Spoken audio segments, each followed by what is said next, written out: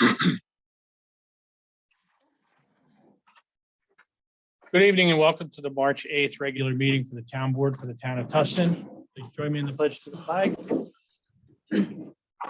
Pledge allegiance to the flag The United States of America and to the republic. One nation, under God, liberty, justice for all.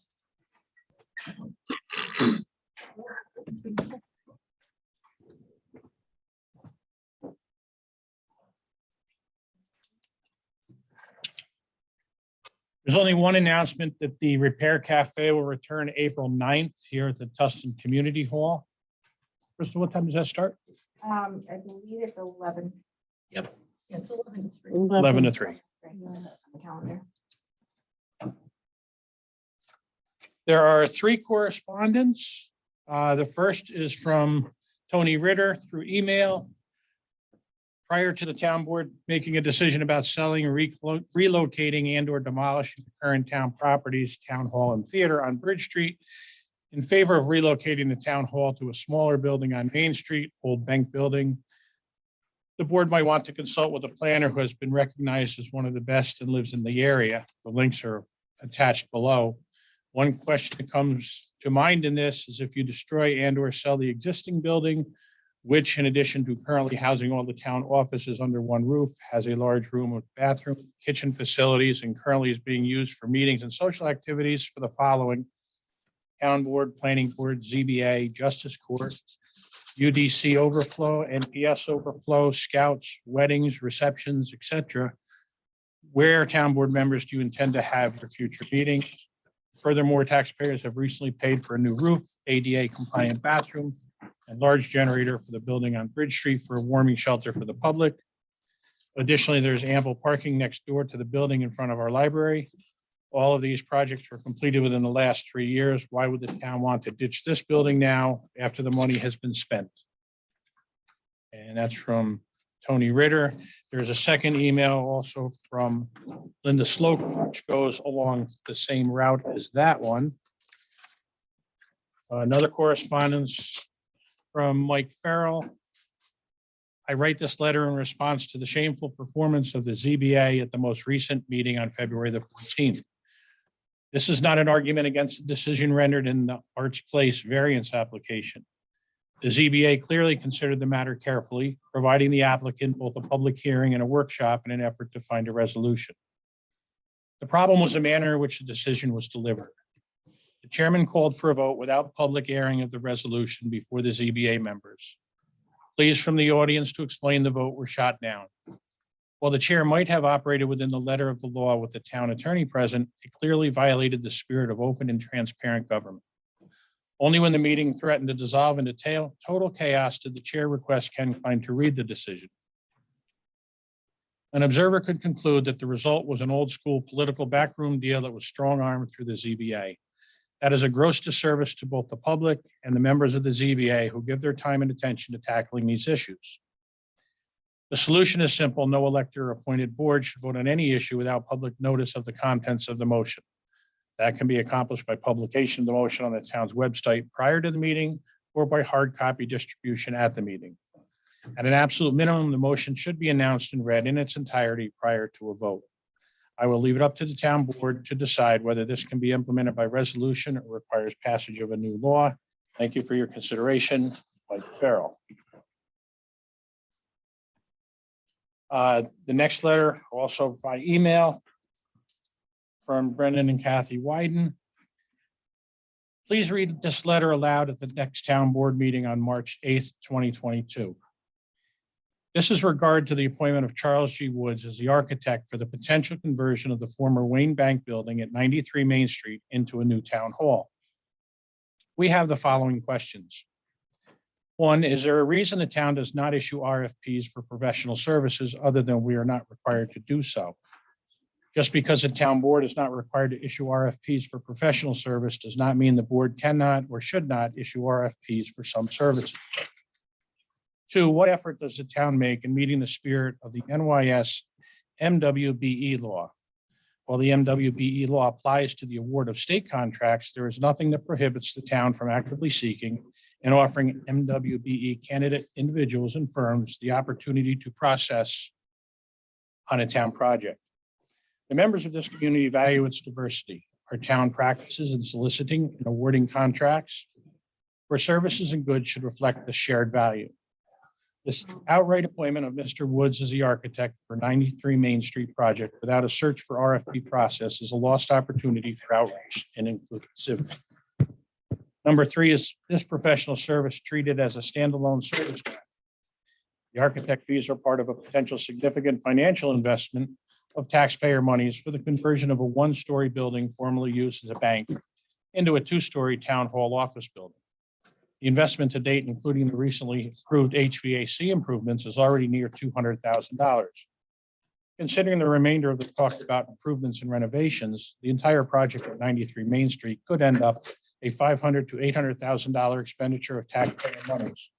Every expenditure associated with this project, including the architect's fees, should be handled with the due diligence appropriate to such an investment of taxpayer monies. Number 4, has a town board adopted the everywhere typical commercial practice of requiring the appointed architect, Mr. Woods, to produce a certificate of professional errors and emissions insurance? The everywhere typical commercial practice is to require the inclusion of the architect's certificate of professional errors and emissions insurance in the architect's RFP response. Since a town board did not use an RFP process, but simply appointed Mr. Woods, the board should have required Mr. Woods to provide a certificate at his appointment and before payment of the retainer. Did that occur? The architect of record should be required to provide this financial resource to the taxpayer should any project failures be determined to be that the architect's design and drawings. Number 5 goes on to list several points of an alleged illegal activity directed at a specific person and specific people. And this is me, this is not the letter. It is felt that these allegations may be libelous, and as such, the town will not be operating or repeating such alleged allegations. This letter, however, is a public document and is therefore subject to FOIL, so anybody wishing to read it may. The last letter from the Upper Delaware Scenic Byway. Dear Supervisor Johnson and the Town Board, the Upper Delaware Scenic Byway nonprofit organization expresses appreciation for the town of Tustin's $1,000 municipal contribution received on February 14th. Thank you for recognizing the value of the byway to your community. This financial support will facilitate our efforts to promote and enhance the Upper Delaware Scenic Byway.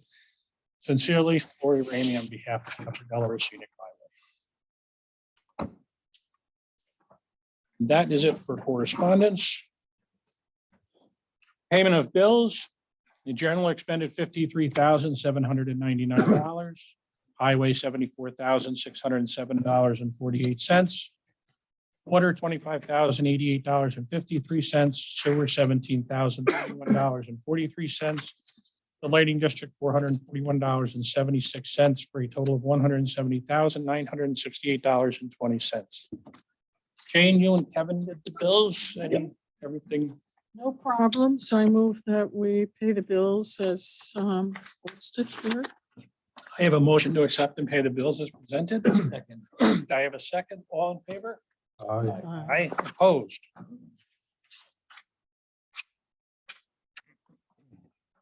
Our division reports are posted online.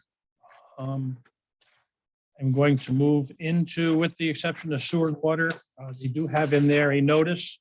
The spring hydrant flushing is scheduled for April 25th and 26th. And I am going to move to the Upper Delaware Council. Sue Honors.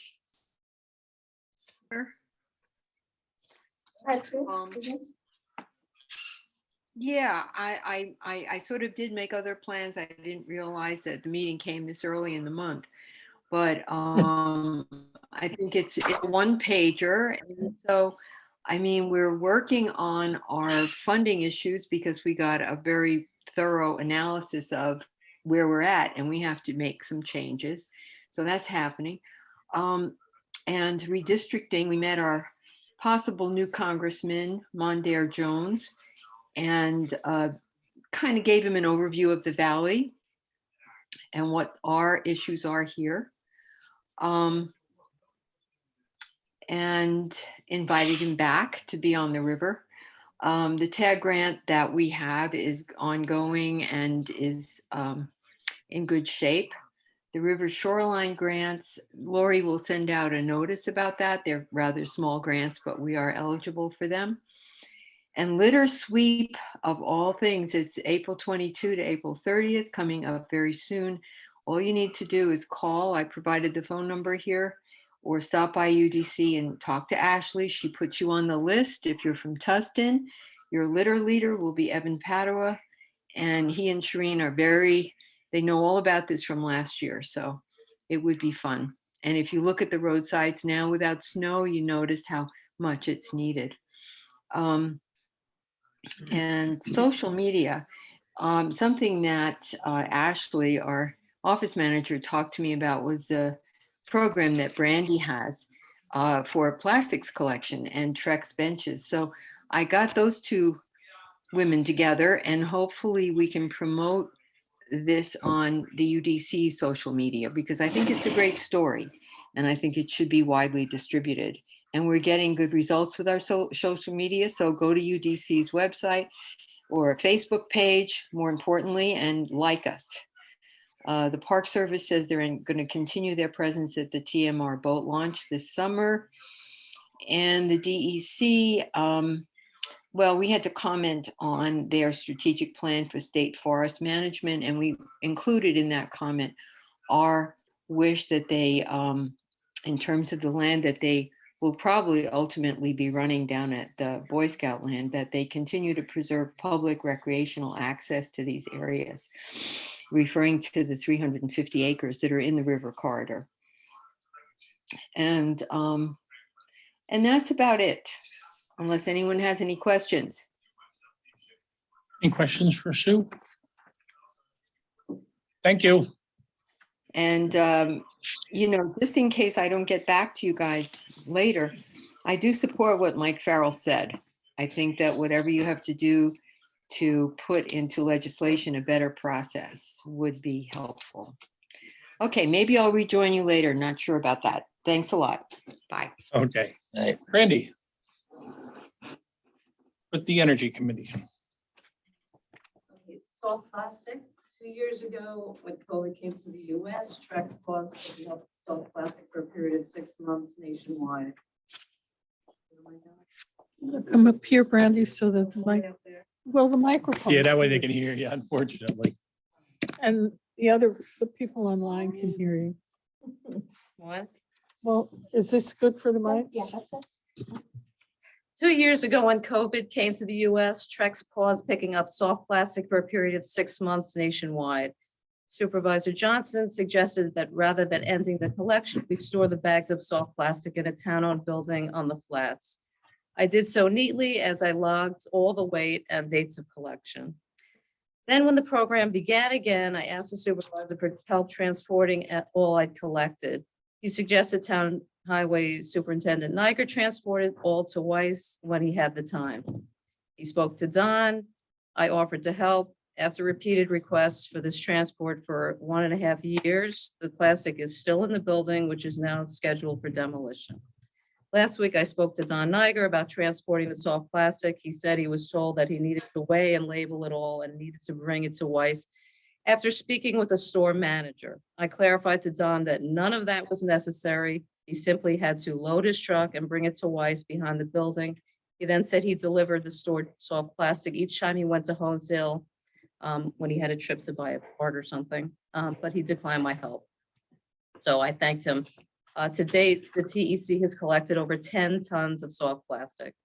LED streetlights, as per our request, Supervisor Johnson has communicated with NIPA about resuming the installation of the LED pen lights. He was told after the 2-month-long install it was in Ferndale or Fallsburg? Fallsburg. Yeah.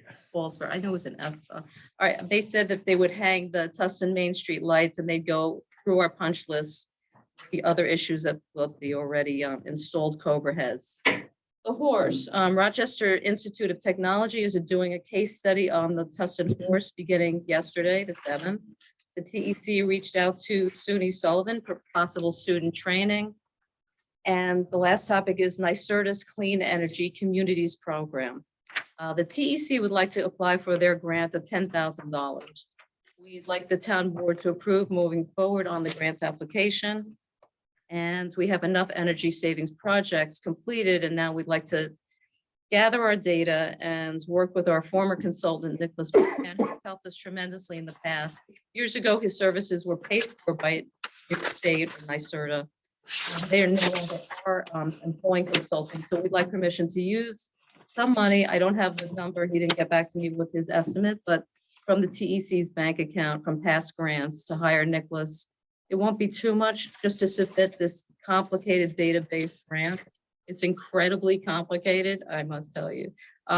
We'd like the town board to approve moving forward with Nicholas. Once you hear the figure, unfortunately, I don't have that today, but basically wanted permission to apply for the grant today. Alternatively, someone could ask or convince the town code enforcer to take the energy training course, and the town instantly gets $10,000. I've asked him, and he hasn't had interest in the past, but maybe somebody would like to talk to him about that. I spoke to him today about it, Yeah, but it's the Stretch to Zero pilot program. that's a different, I know the stretch thing. He didn't want to Okay. do that. This is a different thing. It's a Okay. nice sort of thing. Anyway, I can get you information on it again if you want to try to talk to him. Yeah, that's fine, I mean, I because can't press him to do it. the but other- He likes yeah. $10,000. the one email was, it looked like it was part of the Energy Stretch Code adoption. And so. Yeah, that's another thing. Okay. This is for NYSERDA's Clean Energy Communities Program. And again, I'll get you an email, and if you'd like, again, I'm not pressing, but it would be awfully nice to have him up to date, and we get $10,000. So Brandy, a quick question. I just don't understand. You say that you want to apply for a grant, yeah, for NYSERDA's grant for $10,000. and so you're just Different applying than for the energy. $10,000 that can be used for not anything specific for 10,000. Well, something it would bank in the Energy Committee bank account that's only used for Oh, energy, Okay, program, whatever it is. Okay. I don't know how we could stretch it into water or something. It has to be energy related. okay.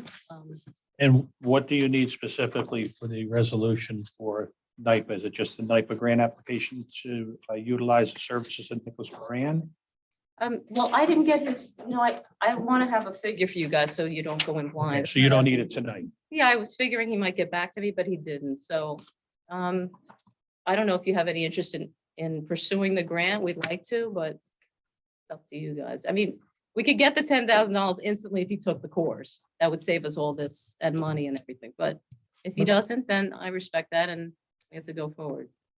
No, So maybe next meeting, we'll talk about you. All that. Thank you. Enough? no.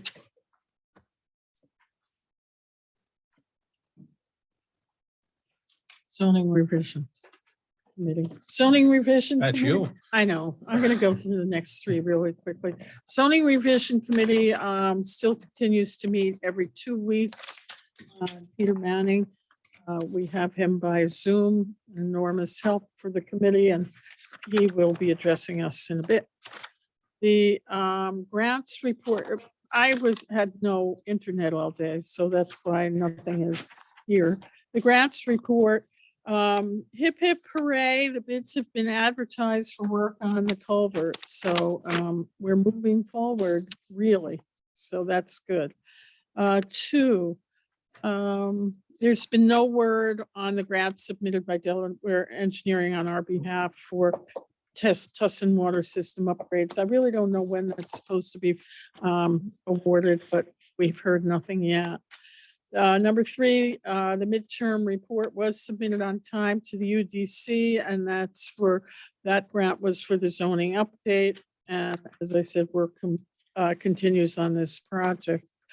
New grants submitted this month include a Sullivan Renaissance grant for $20,000 to landscape Kirk Road. And we're pleased that resident Aaron McIntyre was kind enough to create a design for Kirk Road pro bono. So that was really, really nice. He's a professional. And the other grant that was submitted this month was to Sullivan County Plans in Progress, a $10,000 grant that we said we would apply to a bathroom on Main Street. That is the grants report. Next, Narrowsburg Water and Sewer Committee. The committee met on March 7th, that was yesterday. And the committee reviewed several properties and corrected the inaccurate classifications of those properties. We decided, we reviewed some rates. We decided that rates would be reviewed at the end of the year and adjusted to maintain, if necessary, to maintain financial stability. So if the rates, if we brought in a ton more money than we thought, then we can lower the rates. If we didn't bring in enough, then we'll have to raise the rates. We need easements on 2 properties. I forgot what that was for. Septic tanks. For what? Septic tanks. Oh, septic tanks, okay. Oh, so that's under sewer. The work continues to move forward to obtain a bond for replacement of the water storage tank tower, but we'll hear more about that. Ben mentioned that there is going to be a water flush the end of April. The committee requests that the town board approves the deputy supervisor to seek alternative organizations to assist with grant application. So I hope that's on there. And 2 members of the Narrowsburg Water Sewer Department will be attending an in-service May 24th through the 27th. That was all about water. Well, there was that extra sewer thing I stuck in there by mistake. But the other sewer is, information is that we've contracted with the railroad to cut some trees down on the bank behind the sewer treatment, because the leaves fall and block the flow. That's that. Next.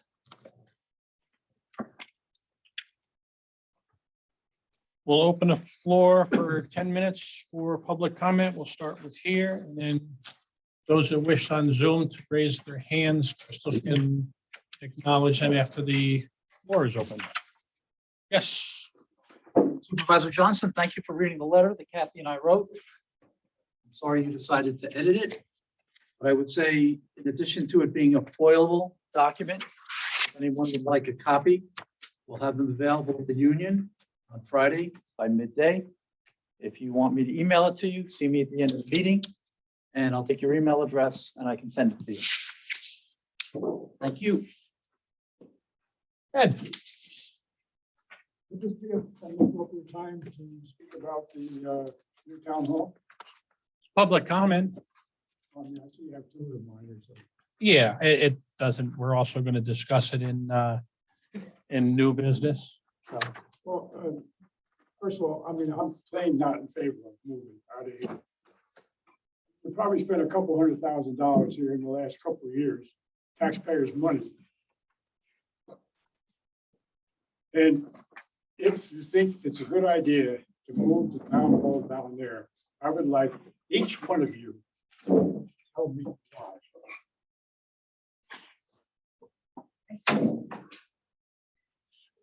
we're not going to get into back and forth. This is public comment. We'll accept the comment, but it's not going to, we're not. But I think that's a reasonable question.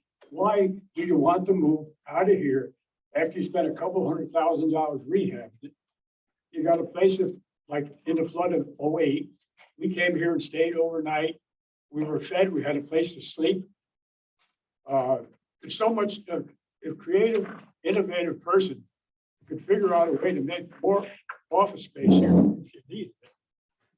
You move down there, you're going to create more parking problems on Main Street than you have now, because you have to walk, drive up to the parking lot, you have to walk down, you have to walk back up. Now, I can do this, but there's a lot of elderly folks who are not able to do that. So they'll be parking on the Main Street. There's a lot of these little things that I think have to be taken into consideration. Thank you. You're welcome. Thank you, Ed. Yes, Star. Excuse me, I'd like to know if the recorded meeting on March 1st is going to be posted so that people can see what was said then? You're directing that towards the town clerk? I'm asking if that's going to be done. I can direct it to the town clerk if that's the proper. That would be the proper.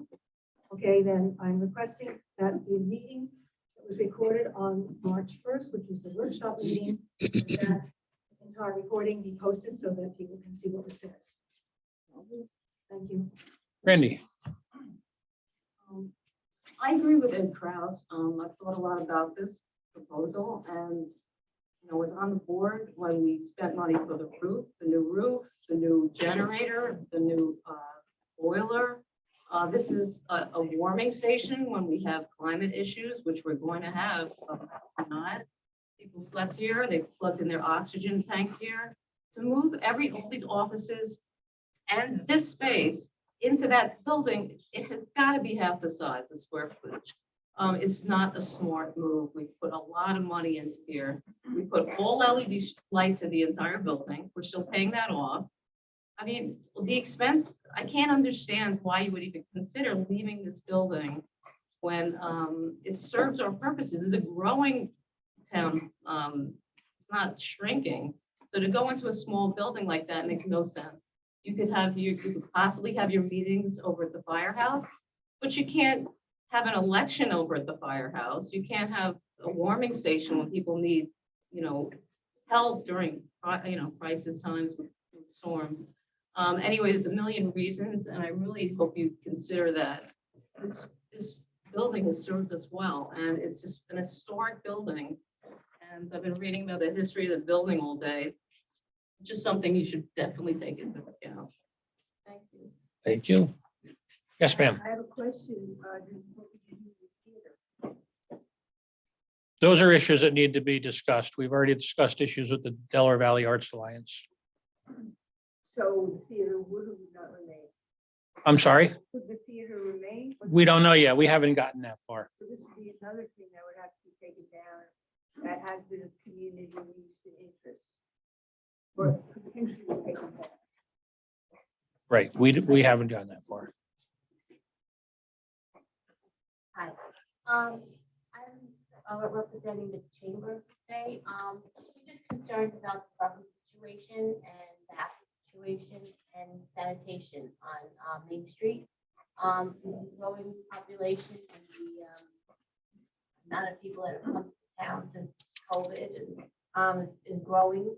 We really need more public restrooms and more garbage facilities for people. And the parking situation needs to really be addressed as soon as possible. I know there's work in the parking lot up there. Yeah, they just removed the trees this past week, finally.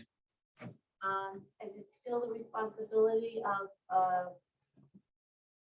a merchant to have spots in new business? For a new business to come to town, are they responsible to have spots? That's part of the planning board process. And is that in the works right now to be changed? Actually, Peter Manning will be giving us a presentation shortly on some new zoning that we're looking to implement, and he addresses that. Yes, and that would be a question that would come up for him. Yeah.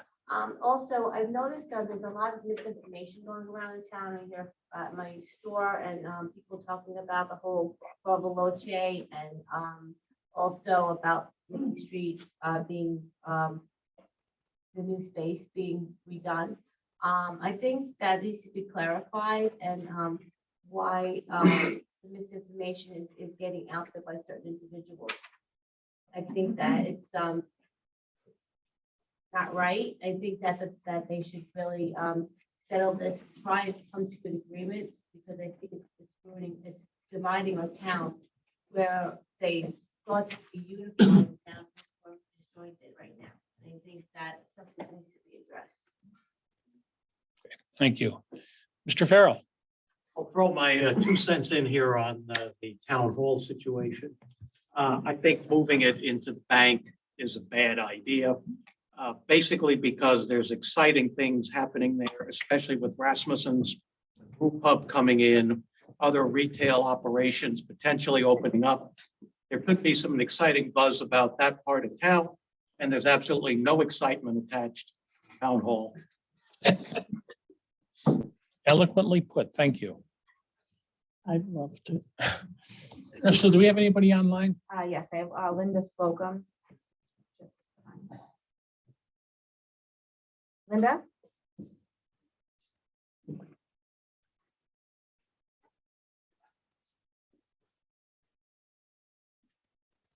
Linda? I'm not sure. No, she's unmuted. I'm going to read her question aloud. My question is why the town has engaged an architect for the bank building without any public input and community comment. Please compare all the square footage of each building before taking yet more steps. And if anyone else has any questions, if you can just come forward to the mics during public comment because they have a hard time hearing you online. That last piece was me, not her.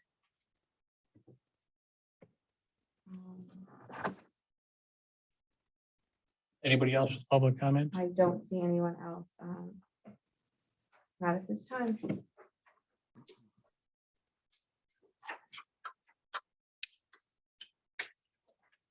Peter, before I bring you in for the zoning law, I do have our Bridge Back to Life presentation for a request for a parking lot usage authorization. And she has to be down to another board meeting right after this one. So I'd like to just put her on before you do your presentation and your law, if that's okay. Absolutely. Thank you. Heather?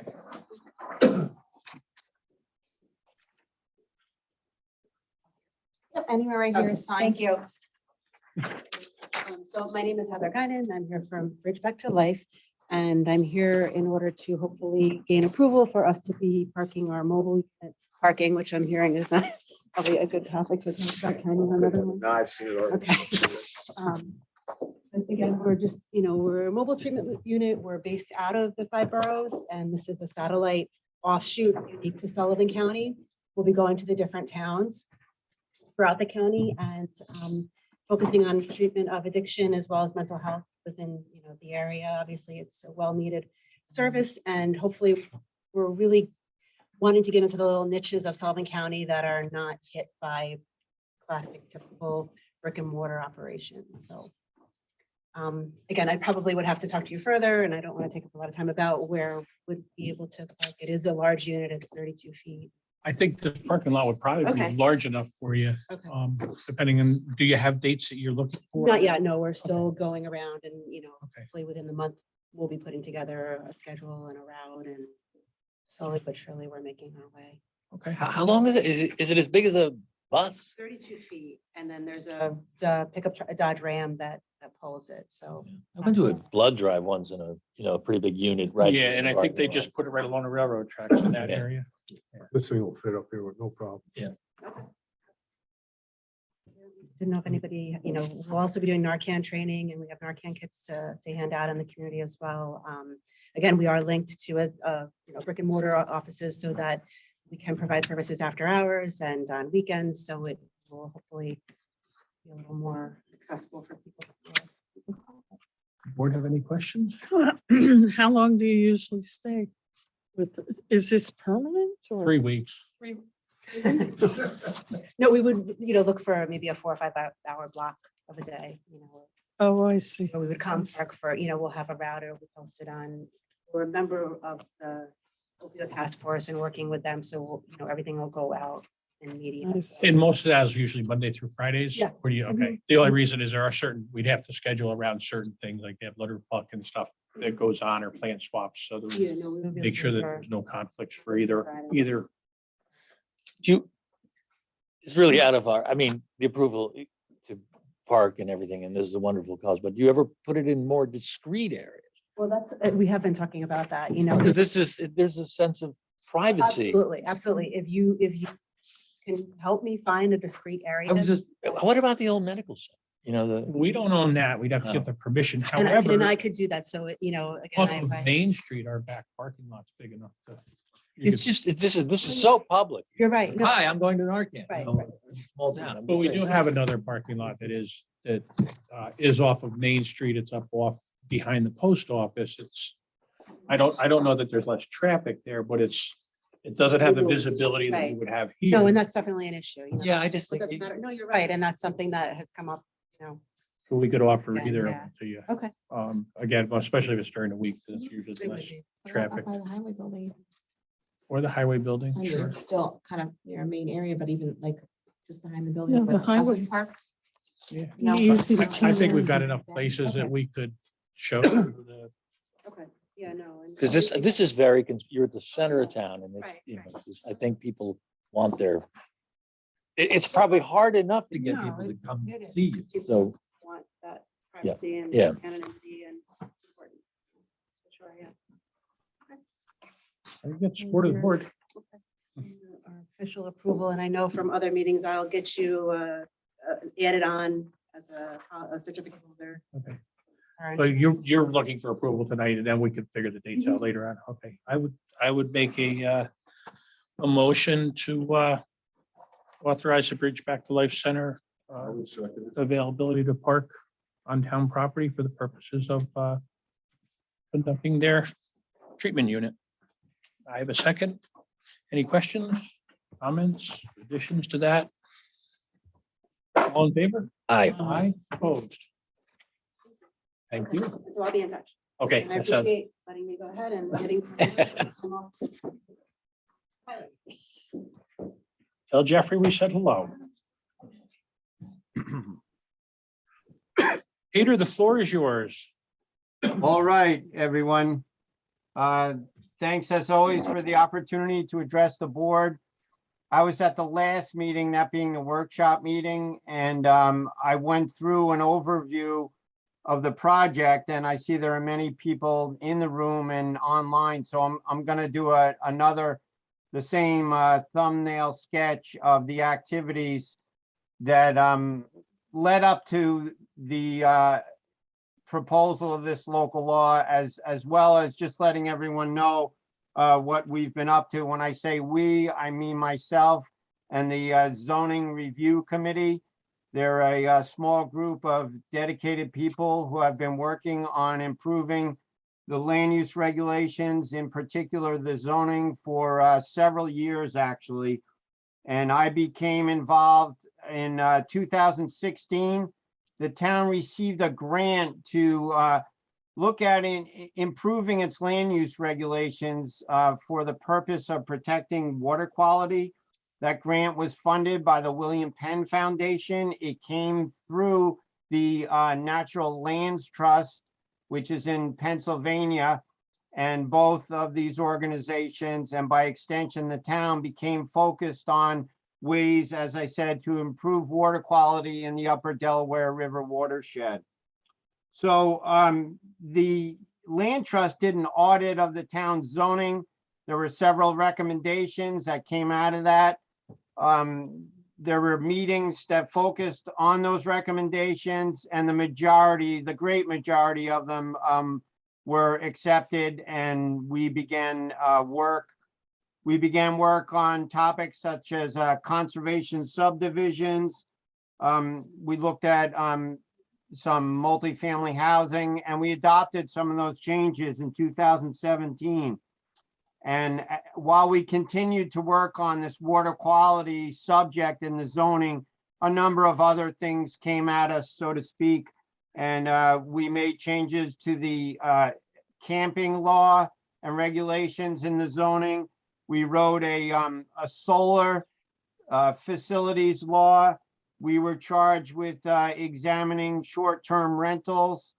That was not adopted. We looked at some other things, property maintenance and so forth. And then we always got back to these environmental water quality regulations when we had a chance. So what you're looking at, or will be looking at shortly, and this is also explained in the preamble to the proposed local law, what you're looking at is a series of changes. As I've described, some of them kind of accumulated, we've been working on for a long time. In addition to the adopted material in 2017 on conservation subdivision, in the proposed law, there are provisions in there for improving review of clear cutting activities, timber harvesting, some best management practices, some language in there about protection of stormwater runoff. There's landscaping language in there. There's parking requirements as well as landscaping integrated with those parking requirements. So that's kind of the package of some of the or most of the environmental components. We also have a revised schedule of uses, which says what can go where in terms of usage in the different districts. There's a section in there on review fees that we did a few years back, and it allows, for example, the planning board especially, to be able to charge the proper amount of review fees if consultants or other experts are needed for projects. There's a thorough revision to the zoning board of appeals section so that it's not only more consistent with state statutes, but it's explanatory of the process. And I just want to have one little offshoot here. We've been asked to include also literature from the Department of State that further helps the zoning board of appeals process. There's a recommendation in the comprehensive plan for the town's website to have not just assistance for ZBA, but other kinds of documents that would be helpful to the public and applicants. So just to address that, we're working on that. So basically what we have tonight is the introduction of that law as I explained it. And there'll be a number of formal resolutions to read the law into the public record. My component of that will be the seeker, and that's the State Environmental Quality Review Act. All actions, and this is certainly one of them, need to examine any potential significant adverse impacts on the environment. So there'll be that exercise, as well as I said, some adoption procedure tonight. Now, I heard in the public comments, there was another question. I didn't quite hear the question, but at any point, I'm happy to address it. I just didn't want to forget about that. If Jane, who is the chair of the group, or Ken, the attorney, or anyone on the board thinks that I missed anything, please let me know. So now the big change from the last meeting, again, it was a workshop. We discussed one of the proposals that was in there to improve water quality, and that was a zoning overlay district. An overlay district applies in addition to the regular district regulations. And in this case, the overlay district was along the stream corridors. And the concept is to have a buffer zone to, for example, not create impervious surfaces, not store chemicals, and, some limitations on construction of structures. And there was some discussion at the last meeting, and it was agreed that this item should be pulled from the proposal and sent back to the zoning review committee. So what is in front of the board now is the same as last time, with the exception of the removal of the zoning overlay district, and hence the map expresses that change as well. There is no longer a proposed zoning overlay on the map. There are some other changes on the map, and I did not mention these, so I'll mention them now. And those are the expansion of the downtown business district into the general business district. That means that a handful of parcels will be are proposed to be reclassified in terms of their zoning classification. So the district that's downtown would expand a little bit, and the map shows that. And basically, this is a process that has gone on since at least 2012. You'll find on page 185 of the zoning law, a expansion of that district. What we did was we finalized that on the map. It was adopted by law. And then through discussion, the committee added some other parcels to be able to keep commercial activities in the downtown area. That's really an overall principle of growth in the hamlet, and, you know, as opposed to what is sometimes referred to as sprawl. There are similar changes along Kirk Road in the roadside commercial and the general business district. Again, a small handful of parcels. These are all outlined in the zoning map and the local law. And thank you for putting the map up. So I don't know if my cursor is seen on here, but if you look on the south side of the dark red zone in the downtown, there are a handful of parcels that have been added. And then over in the pink, we have some additional parcels to complement that district and make it more uniform. So again, the big change is the elimination of the proposed overlay, and the rest of it has, actually, most of it's been in there since 2019.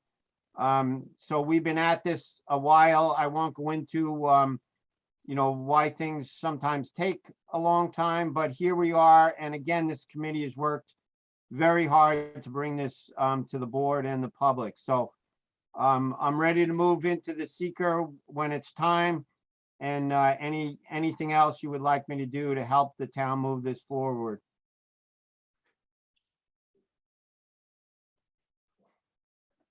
Can we ask questions? Not yet.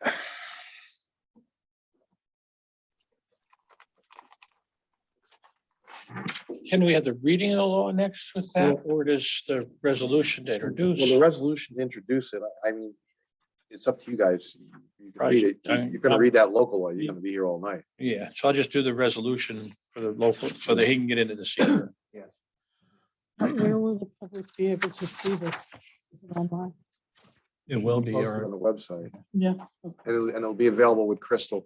The other thing, Crystal, when you put it up on the website, the local law that's introduced tonight, I think it would be also helpful if you put up the version that Peter had generated, at least, or the version of the schedule of uses where he's got the crossouts and the additions, so that way people can that's see that. helpful. Because when you look at the narrative of the local law itself, it's clear what's being changed. It says what's being changed in terms of text, but the grid, Yeah. if you don't have the marked up version, which you can't put in the local law, because the state won't accept it for filing that way. But I think it would be helpful for the public, because they'll see the you know, the lined out stuff and the underlined stuff. So it shows what's being removed and what's being added within the different grids Okay. So schedule. Peter, I'll touch base with you tomorrow just to make sure I have the right one to show, to put online. Yep. That would be okay. okay, introduction. Be it resolved that introductory local law number 1 of the year 2022, entitled a local law amending the zoning law and the subdivision law of the town of Tustin, Sullivan County, New York, is hereby introduced before the town board of the town of Tustin, County of Sullivan, State of New York. And be it further resolved that copies of the aforesaid local law be laid upon the desk of each member of the town board. And be it further resolved that the town board hereby determines the aforesaid local law to be a type 1 action pursuant to the regulations promulgated under the State Environmental Quality Review Act, for which a full environmental assessment form shall be completed. And be it further resolved that the town board hereby designates itself as lead agency for purposes of environmental review of the aforesaid local law pursuant to the regulations promulgated under the State Environmental Quality Review Act. And be it further resolved that the town board hold a public hearing on the aforesaid local law, at the Town of Tustin Community Hall, 210 Bridge Street, Narrowsburg, New York, at 6:15 PM prevailing time on April the 12th, 2022. And be it further resolved that the town clerk publish or cause to be published a public notice in the River Reporter of such public hearing at least 5 days prior thereto. Is it just the River Reporter or should it be the Democrat? We too? could probably do them both. You could put that in the Democrat also, Crystal. So the public notice in the River Reporter and the Sullivan County Democrat, such public hearing at least 5 days prior there too. Is 15, that's 15 minutes before the regular town board. Yeah, so our board meeting will probably run late All right, as opposed to starting early and okay. I just, you know, it's there's a lot to, it's not going to be a 15-minute okay. hearing. It'll go to the end. Unless the board wants to start at 6 o'clock, so we don't end so late. If you start too soon, then you won't, some people in the public won't be able to attend. But yeah, Start too soon. So, I want to make that motion. I can do that. That's a motion. Yes, I'd like to Resolution. move move, that resolution yes. and a second on the resolution. Second. Any discussion by the board? All in favor? Aye. Opposed? Now I can punt this back to Peter for. our Yeah, secret. now that you've introduced the local law, the next step would be to do the seeker review, and Peter's already provided part 1, part 2, part 3 of the full environmental assessment form. And Crystal, those are documents too that probably ought to be put up on the website along with all of this other material. Peter, you want to share those on the computer, or did you want me to do that? Yeah, I'm having, let's see. I'm trying to share it. 1 second. Yeah, it's letting me go to PDF, but it's not showing me those documents. If you could do They're it, I right think. there. No, Peter, they're right there. If you look at the top, you just have to click on it, on the different tabs. On my computer or yours? On your computer, Okay. just underneath the first bar, right above your, like your zoom in, zoom out. Right above the primary Oh, structure. I'm sorry. Yep. Okay, I'm That's- blocked by a Zoom. There we That go. happens. And Okay, you're gonna have to, there you go. I think we're there. You should see part 2 on the screen. Yeah. Okay, great. Yeah, thanks for that refresher lesson there. So just to review quickly, as I said before, and as you saw in the resolution, we need to examine any potential environmental impacts. This is a type 1, which is requires the longer or the full form. And the reason it's type 1 is because you're making changes to your land use regulations that affect the entire town. So the geography comes in here. Now, what this is not, and this is a very important distinction, we're not reviewing a project that has a direct impact on the land with bulldozers and stormwater and all that kind of stuff. However, we are changing the rules that at a future time, would affect those kinds of developments. So that's an important point. And when you go through seeker on part 1, which is all the information about the project, they enable you to skip 2 very large sections because again, it's not an actual project. It's really a policy that we're changing. So part 1 is all set. All the information is there. And then what I've done, as I always do, is I sketch part 2, and then we go through it because the town board is the lead agency. You're in the driver's seat in making these decisions. And then, I just offer them to you. And this one is pretty straightforward, I would think.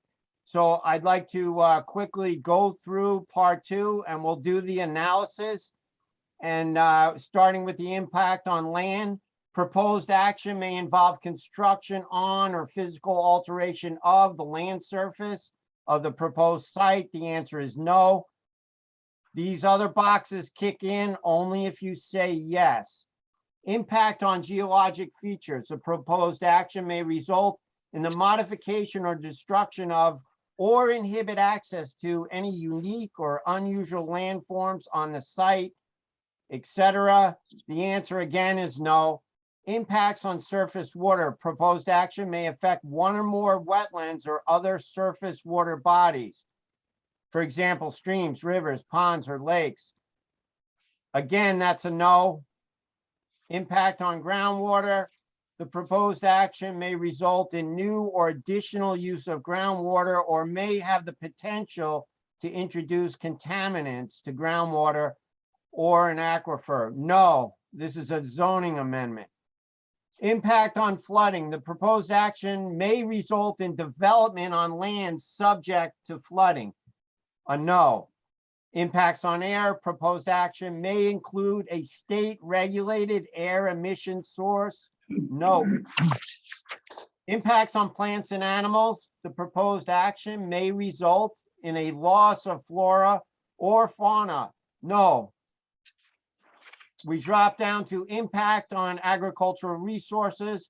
The proposed action may impact agricultural resources. It will not, as put forth here.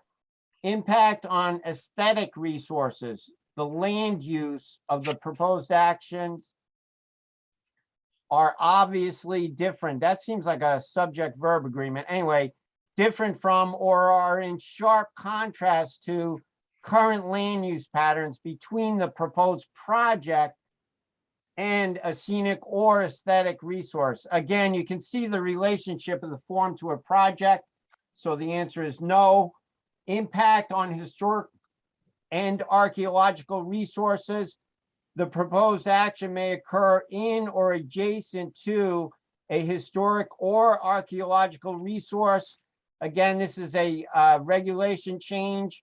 There are historic resources, but they're not in or adjacent to this change, or the other way around, rather. Impact on open space and recreation.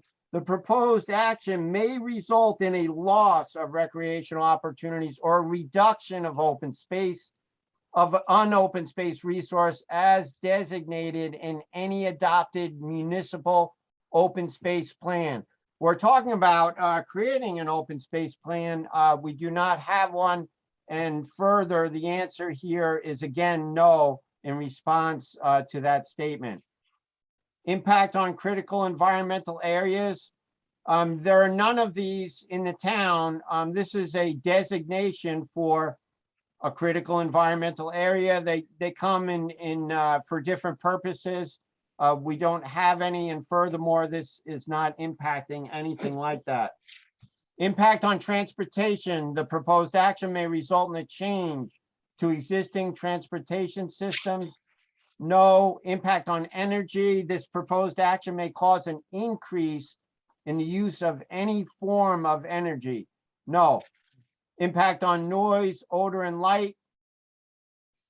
Outdoor lighting. Again, it's a no. Impact on human health. The proposed action may have an impact on human health from exposure to new or existing sources of contaminants. You guessed it, another no.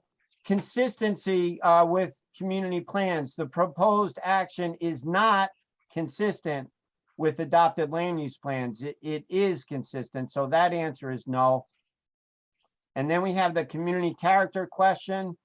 The proposed project is inconsistent with the existing community character. That is also a no, and we're actually working to preserve the character in several ways. So that concludes part 2. And with that, we go to part 3. If I get my buttons right here. Should say part 3 on the top.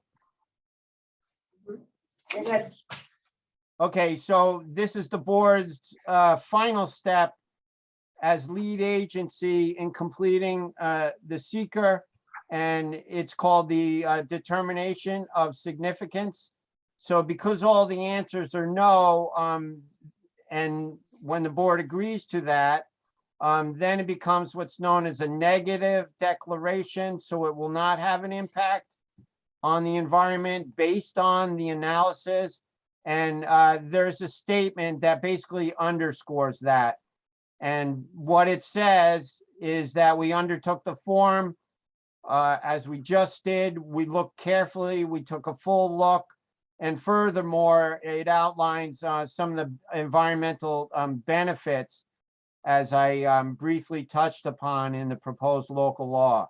So the conclusion then is that you undertook seeker and this project will result in no significant adverse impacts on the environment, and therefore an environmental impact statement need not be prepared. Accordingly, this negative declaration is issued, and I've checked that box for you. And I believe that does it. This is now up for a vote, as I understand. And that will bring the conclusion to seeker. As I mentioned at a previous meeting, if anything ever did come up, there is an avenue to go back and adjust this. I think that's a little factoid that's important to know. I think we're all set here. Need a So, motion. yeah, what I think you should do it in two steps. I think the first thing you should do is, if you're of a mind to agree with Peter's recommendations with regard to the part two, knowing the answers and all those check boxes, I think a motion to accept the part two as prepared and recommended by the town's planning consultant should be adopted. Okay, I'll make that motion. Any discussion on that? Accepted? Second. Second. All in favor? Aye. Opposed? And I think you need a similar motion with respect to the part three, including the determination of significance that a negative declaration. I'll make that motion. Discussion? A second? Second. All in favor? Aye. Opposed? Peter, thank you. You're welcome. And then just the lead agency, Ken, is taken care of in one of the other resolutions, correct? In the resolution that they already adopted that introduced the local law, they made the designation of themselves as lead agency. Okay, already and done. thank you. And just a couple more points. This will go to the Upper Delaware Council. Again, they've seen an earlier version of it. And this will go to the County Planning Department. Again, they've also seen an earlier version. And in both those situations, it looks good. We've had communications. And then before I step off the floor, did you want me to address a question? I didn't quite hear it. I'm happy to address it if you like.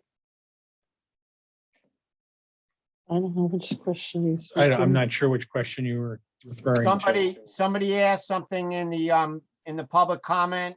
I believe it was somebody in the room. It may have been online. And then Ben, you mentioned that I could. Oh, help Joan, address with that. the, yeah. That was a parking question. And I think they're interested in what the new proposed law has in there regarding parking in the planning board. Yeah, we did do some adjustments there, as the downtown, of course, is very tight. And those components are found in the draft local law. And of course, this will be the subject of a public hearing. And you can also address it at that time. For general questions on those kinds of things and potential future amendments, the zoning review committee is receptive to hearing those. Does the board have any questions for Peter? No,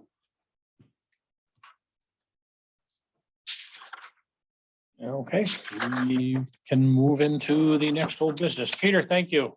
You're welcome. Thank you.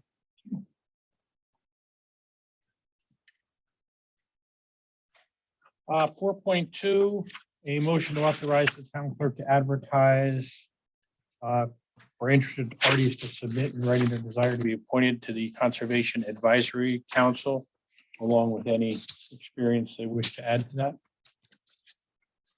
These could probably, I don't think we need them anytime in the next month, so it could be an open, no deadline to it.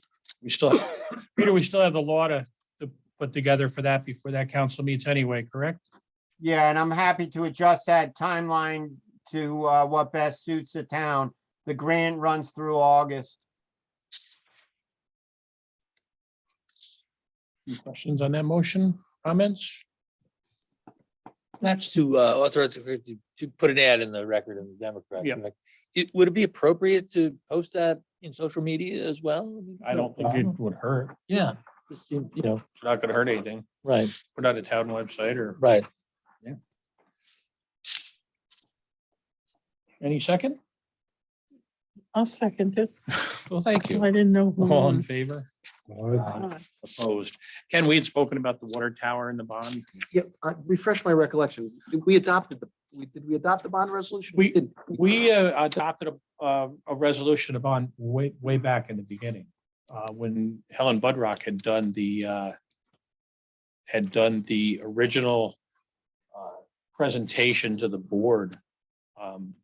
But is it an actual bond resolution? Is what I'm asking. I don't know. That, it might not be. No, it's not. an I don't think it bond is. That's what, resolution. yeah. No, it was just, we, Just you guys wanted to, we're sort of reaching a policy decision, we wanted to move forward. yeah, Jane's got a Bond perplex. resolution for each individual bond. That's your Yes. one. I um, think we're all confused. We did one for the Main Street. I think that's why. that's That probably might be what what it is. you. Yeah, I remember because it wasn't an attorney that I had worked with, it was someone that the engineer had gotten, but I don't remember. So we could get that by next. If you can give me enough information about description of the project and the maximum estimated cost, because we gotta set forth an amount that we're gonna, Right. Okay. it's gonna You want me to- prospectively cost and how much. it's I gonna am borrow. only, yeah, Yes, I'll do that. I'll do it. because we've got all the information. But if you give me that information, then I can Engineer. engage bond counsel to generate the Okay. proceedings that you need. And we were talking about doing that in a bond that we're able to pay off sooner. Yeah, we do with this, funding. we make sure that it's callable. Callable, that's the word. Yeah. Okay, so I'll get that to you. So a description and an Yeah, estimated cost. yeah. Okay. And did we do a seeker determination on that project? I think we did it on the overall project. Okay. Yes. Yes, And- we did. Okay. Well, Delaware Engineering. Yeah, okay. That's, I'm just, because it was something that they had worked on that I thought it was maybe it was a different project. I think it was something. I think we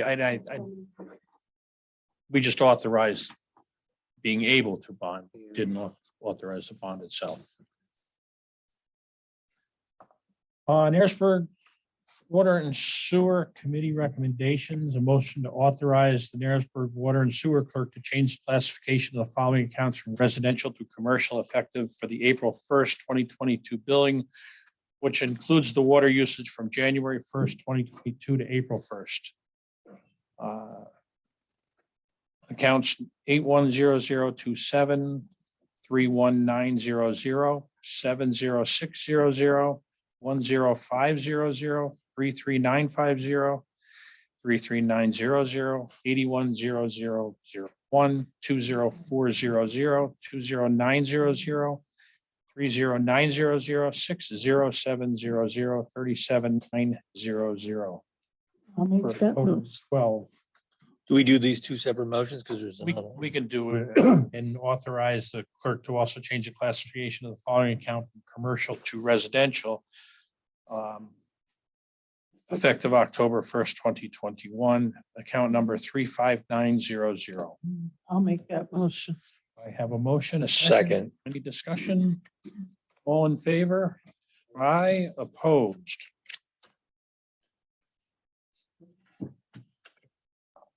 New business, 93 Main Street.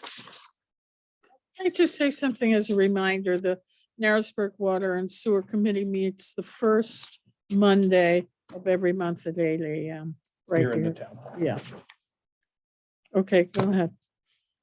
Discussion, What? 93 Main Street. Why don't you start then? I'm blowing the way of the board on this. We're hearing things. Ken, I know we've beat this horse to death. Selling Main Street. Well, discussion. I'm talking. That's it. Ben is accusing me of putting setups throughout the audience tonight. I was,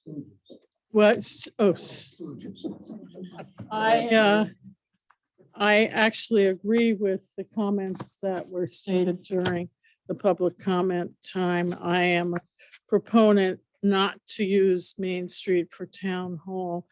But actually, although I don't know how to do it, but I think that we should sell that building and use the money from the sale of that building to improve this building. But go ahead, the rest of you. I'm holding on.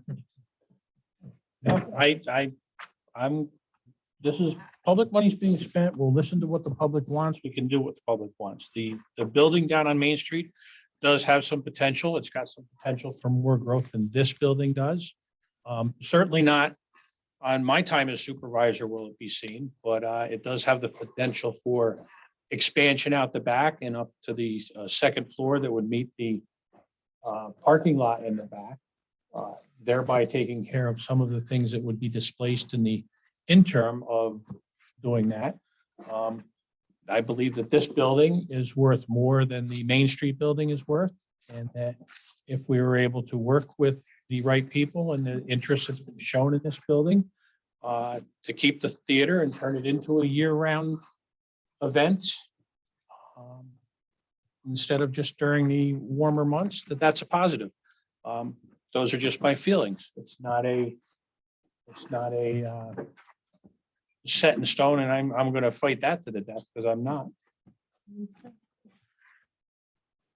I think that the bank is we have to weigh the pros and cons. I think as a town office building, clerk, bookkeeper, code enforcement officer, the bank is a better fit. It's the other things, that's the pros. The cons are the things that are raised. Do we give up a heating, place for emergencies? Where do you vote? Where do we have these meetings? All of those things have to be considered. I'm not, I haven't come down to one way or the other, but I think we need to have an open mind about it. I think it's a newer building. It's a much easier building. We just approved of oil bill for this building that probably comes to about $4,000 a year. That building won't use any oil. It has split systems. I'm just saying the way it's looked at. These are just things we're weighing. I think, my attitude is always about the use of bricks and mortars is going down. If you don't agree with me, I will sell you my Blockbuster stock for never. The COVID only accelerated a move away from bricks and mortar. It's just, and so if the town sort of downsizes its buildings, it's not the worst thing in the world. But all of those other the things that people are addressing are legitimate and have to be part of the solution. The idea that the town isn't fun on Main Street. Oh, come on. No, the thing is, I like the idea. I like the idea of a mix of downtown being, a place where people go to the post office, I go pay their water bill. It's not the worst thing in the world. It's not a bad thing. The problems, if you sell another con, if you sell the building to whomever, they're going to use some parking spaces. A private entity you sell this to or rent it to. I don't know if we legally can. I think renting it is going to be more problematic. So. But Did you look into a TLDC ownership of it? A local development? No, I didn't. I mean, we discussed that, James. Oh, I thought I discussed it with somebody. I don't know. But again, I'm not coming down one way or the other. The concerns raised here are very passionate and legitimate. Yeah. So people do know, we're not tearing this building down. Yeah. When this board discussed it at the work session, we discussed everything for Main Street, from tear the building down and make parking spots out of it. Because as a board, we have to look at every possible scenario that's in front of us. That one got shot down very quickly. However, somehow got out there that this building is getting torn down and the theater's going away. And, that's not the intent. I think you will be safe to believe that the intent of this board is to do what is best for the town. Personally, I feel that making this a cultural center, which Jane has always looked at trying to do, is a positive thing. You would be selling it to a culture. Correct. The town's not in the business of when this first started well over a year ago, the town was approached by 2 theater companies that were interested in this building. So that's a positive thing that can happen. So all things are being looked at. I don't think I'd go jumping off the ship thinking that something's gonna miraculously appear down on Main Street.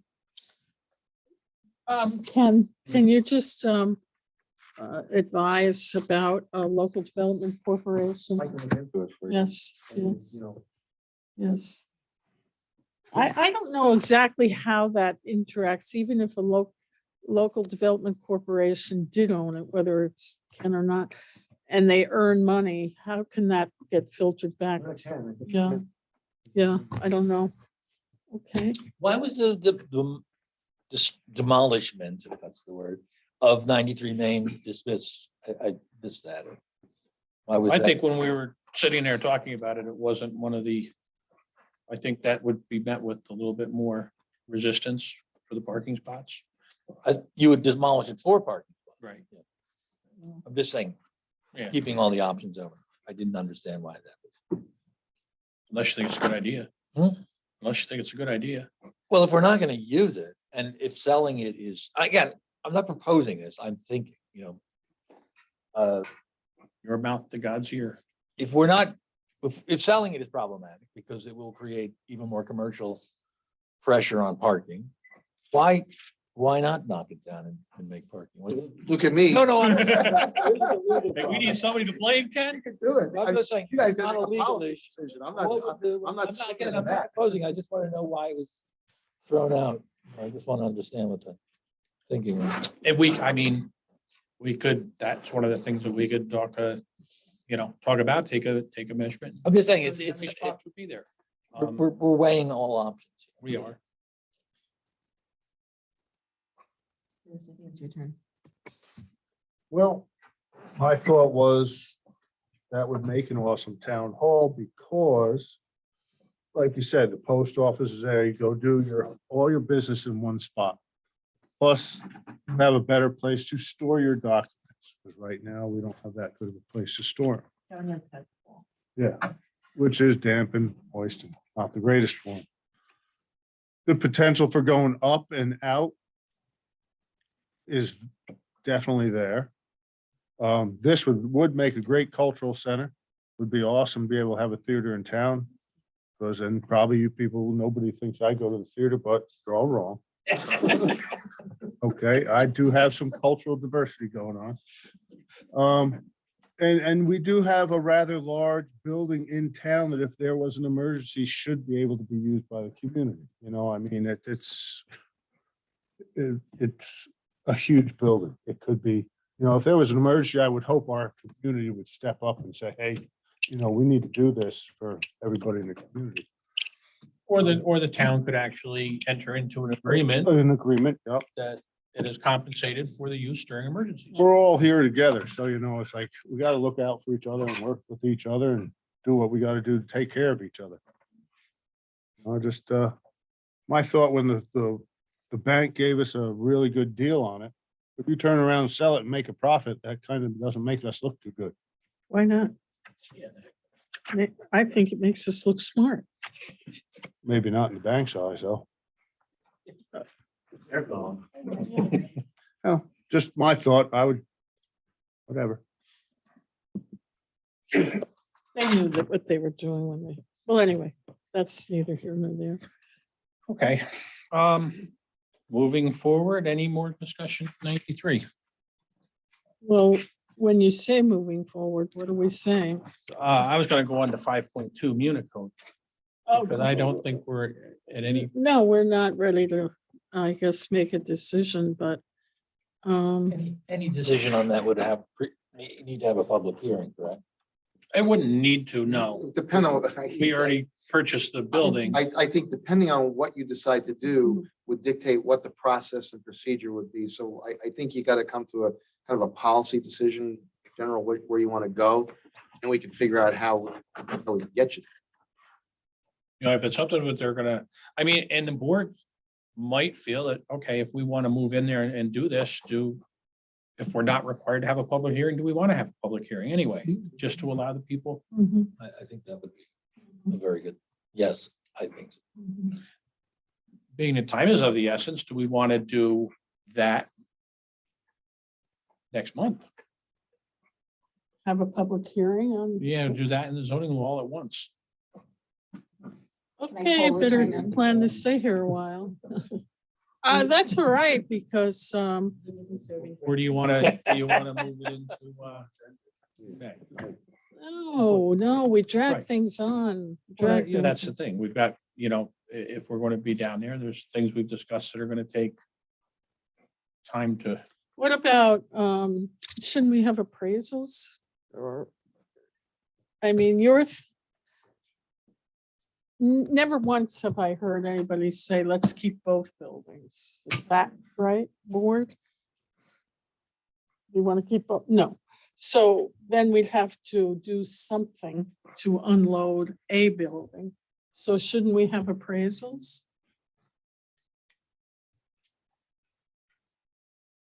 How many months will that take? I don't know, but it'll take a little time because these are commercial property appraisals. These are not, I mean, our last one we residence lucked things. out You're with. not gonna get something like this turned around in a couple of weeks. We're gonna have to engage someone like the company that we engaged to appraise that building Bridge that Street. we were considering acquiring a few months back. And I just think that adds to the equation of the decision. If. I agree. And I think having a two-fer public hearing on zoning, which is very important, and this, which is very important, is this. I would, All right, I well, wouldn't put. Well, we could have the public hearing and listen to what Well, people.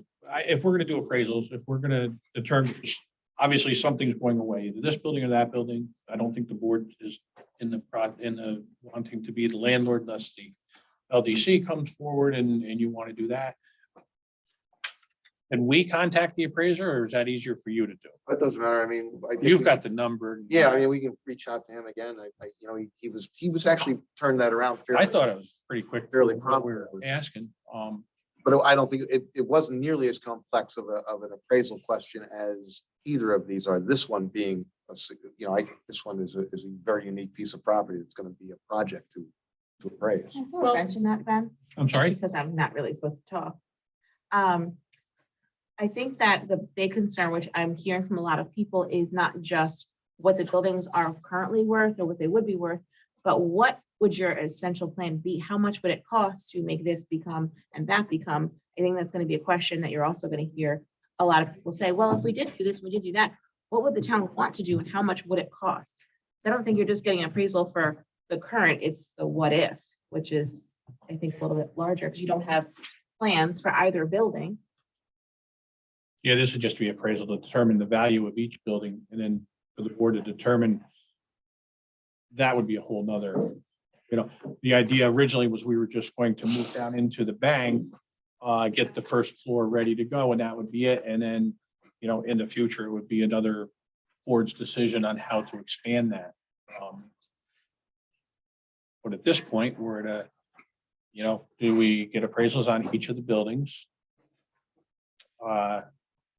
And then as a result of those appraisals then you're gonna have to decide how much money, and that's gonna be something totally different. Now you're talking about, Estimates to, You'd have to engage an engineer or an architect and Yeah. give them an idea of what work you were contemplating to do on this building versus what work you're contemplating to do on that building, and they could give you a cost estimate of, what it would cost to design and theoretically build. Construction costs right now are a real tough target by the way. the cost or, Yeah, because it's materials that are driving. oh, It's so volatile. yeah. I could try for a technical assistance grant for an engineer to do something if we wanted to get to that. I don't think we're anywhere near there. I think we should start Yeah. with the appraisals. Yeah, it would give us an idea of what we're talking about, the value of what we're talking, any decision you make, you want to know what got. I think you have an appraisal for the other building. Not the bank, no. Before we bought it, you got an appraisal. No, we didn't because the price was low enough. We got one on Bridge Street. The other thing Kevin or or Greg's been talking about the pros and the cons, a sheet of paper, just Yeah. listing the pros, listing the cons of each one, rather than just keep chatting. Put it down on paper. Yeah. Oh, Wants to do that. Well, I want to first determine if we're going to allow Ken to give a call to get an appraisal done. Oh, We're okay. gonna need an appraisal regardless. Whatever we do with public money, we're gonna have an appraisal to tell us Right. whether we're keeping it or leaving. If we do it, I'm willing to, work on a pro and con sheet. I mean, and talk to people about. And that can be at the next work session also. And make sure the appraisal's just on the building, not the parking lot. Yeah, that'd be the same for either building. It's gonna be the building only and not the parking lot. Mhm. But you gotta remember that if you divest the building, you have to divest it with enough, I mean, you can't create a non-conforming. And that was the problem. The original, the board prior to this board had. They tried to buy just the parking lot, and then there was a whole lot of money that had to go into it to make it ADA compliant. Because the parking lots that were right next to it were not acceptable for it, but they had to be up top. And the incline had to change, and there's a whole plans upstairs. Because we didn't have another access point. Make the bathroom really big and the square footage really low, then they don't need much parking. How about that? But you gotta address, it. I mean, you can't just subdivide out that building and say, we're gonna sell you that building and no other land around it. Good luck. And because at some point, somebody who's gonna want to make use of that building, they're gonna have to go to that planning board of ours and they're gonna have to make an application for a special use permit. And one of the questions gonna be asked, where are you gonna park? Why can't you say municipal parking? Well, why don't we could say, why, we have a zoning law that doesn't say you can just say municipal park. Oh. That was Joan's question regarding the new law. It becomes, I think, when you look at it, you'll see it might become a little more flexible and give the planning board a little more flexibility. But the parking still has to be addressed. It's not a matter of assuming there's parking out. On page 14. The LDC is another option. You want to table having Ken contact for appraisals until after the work session? I don't know. I mean, we're in March right now. At this rate, whatever we're gonna do, we'll be lucky to do before the end of Yeah. this year. Yeah, no, we have to get moving, so. I think you should have them both appraised, because we're not gonna hold on to both. Not unless we hear at a public hearing that the town wants us to keep two buildings and maintain two buildings and That makes no sense. Okay, Kevin, Yeah, I think we should get a appraisal. make a motion to authorize the attorney for the town to set up appraisals for Bridge Street and 93 Main Street. I'll second that. All in favor? Aye, opposed. Okay, 5.2 Munich Code website hosting is on hold. 5.3 retaining wall, 210 Bridge Street parking lot. I would like to speak with Don and see if he's got some places that can act, if it's something that he feels he can work with. So we're not engaging an engineer and trying to repair that wall. Being able to repair it with a concrete guy in a town. Yeah, do you need an engineer? How about a landscape architect? They do retaining walls all the time. That would be fine by me. Why do you have one that, No.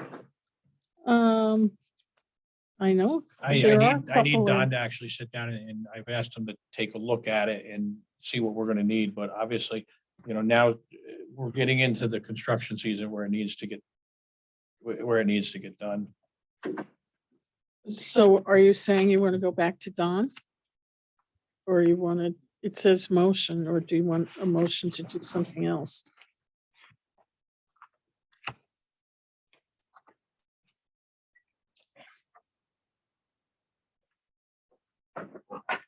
No, that's what the three dots are. I wasn't sure what the board's decision was gonna be on that.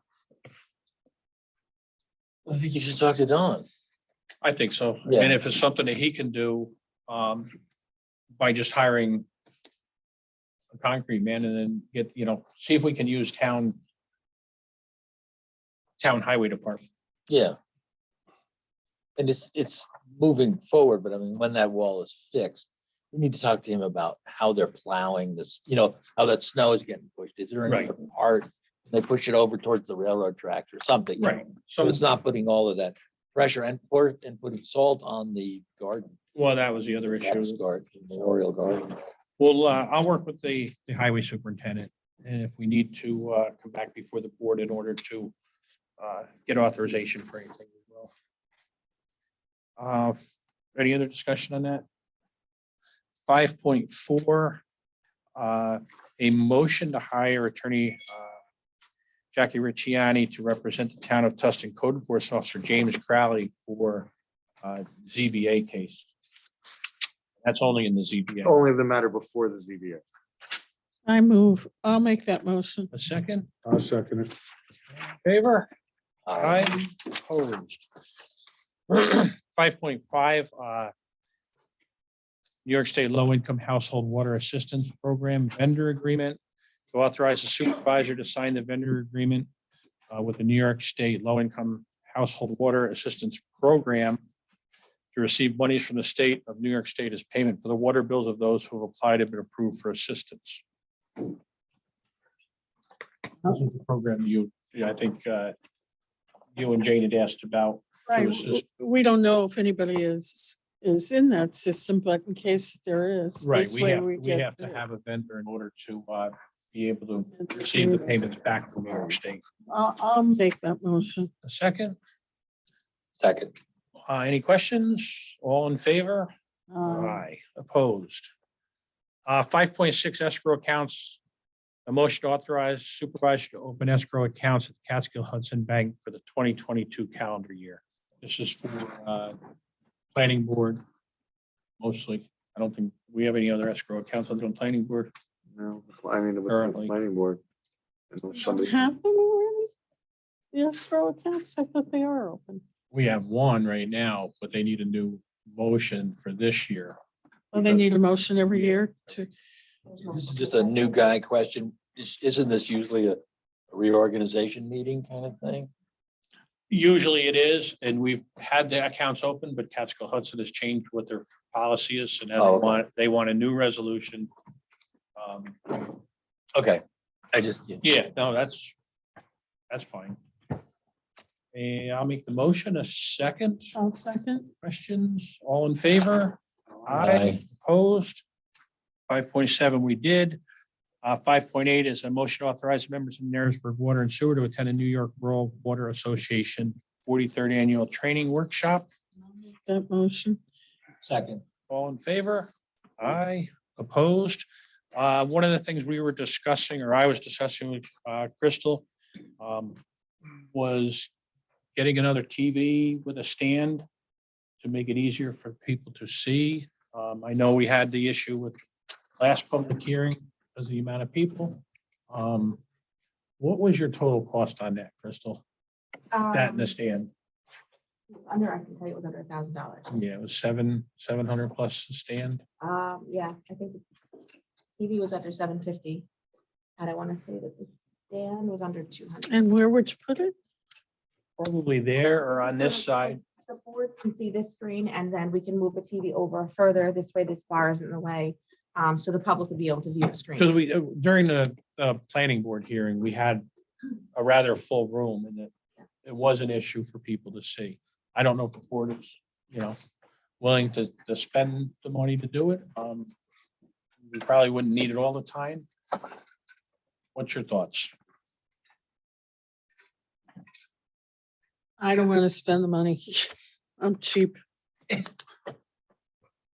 people in the back of the room, thank you. Yeah, well, Because if we turn it further, then the board can't see it.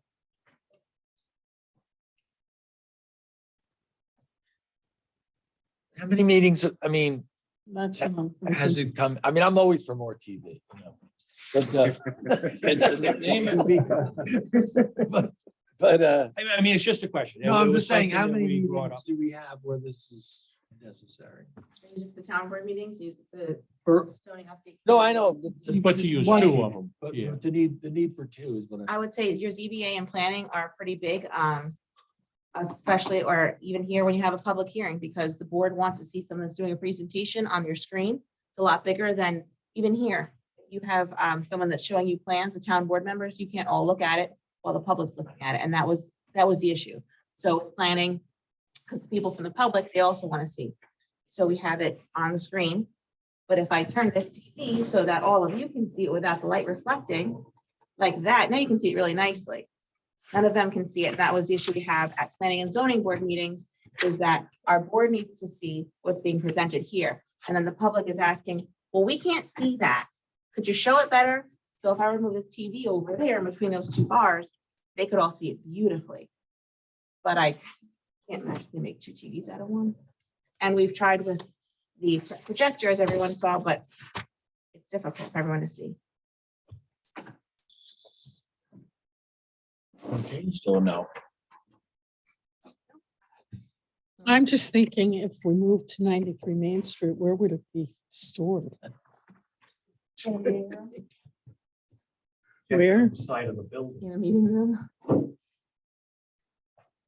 Well, speak up, board. I did. I'm in favor of it. That's why I brought it up. But the only reason I'm in favor of it is because I was at the public hearing for the planning board. I've been at zoning board of appeals meetings and seeing what's going to come up probably over the next couple of public hearings. I don't know, at least the next hearing, I know it'll be important. But again, we've lived with this, we live with it without it. So, I'm not sure if I see the urgency, you know, I mean, okay, if it becomes a nightmare, I mean, it's not like these things are going away. I no, mean, it is a nightmare. I think Ask the Joe in more, the corner. I think the more people can see, the better off you're gonna be.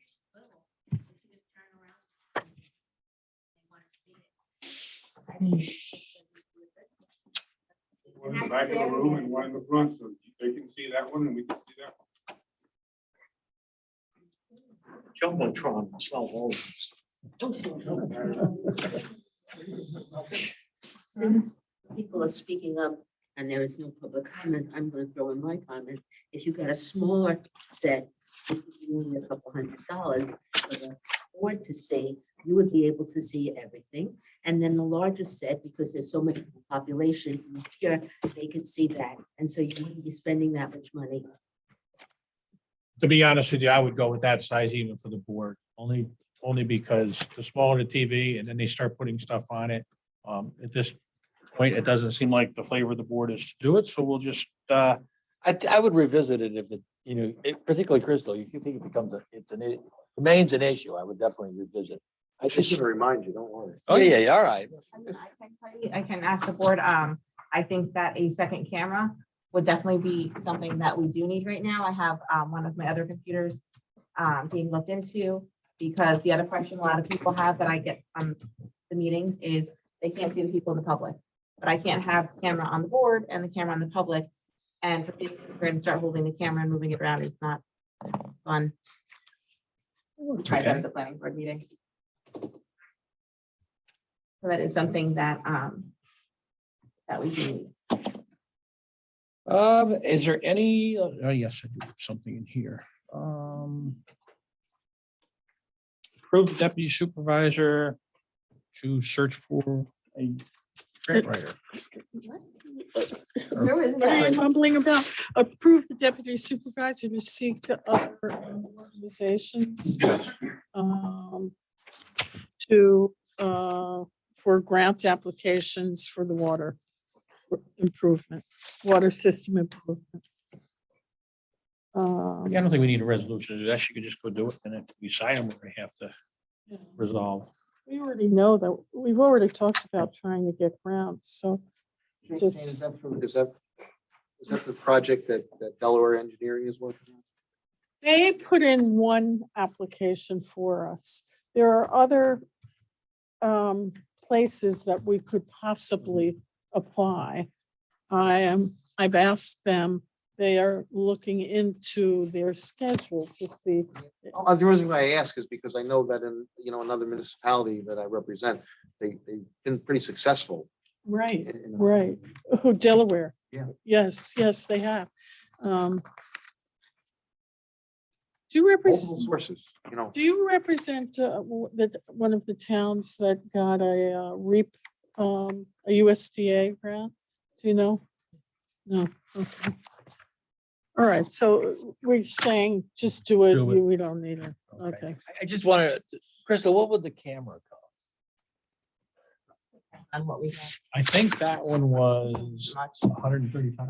Yeah, I would redo this motion to approve Crystal buying another camera. Yeah, that actually doesn't need because it's Okay, under the because- all right, procurement fine. policy. I mean, the TV was under the procurement policy.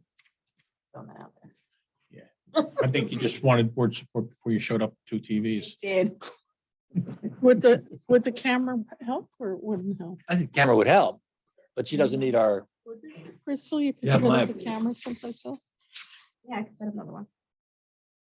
No, for $135, I think that's okay. Spend that.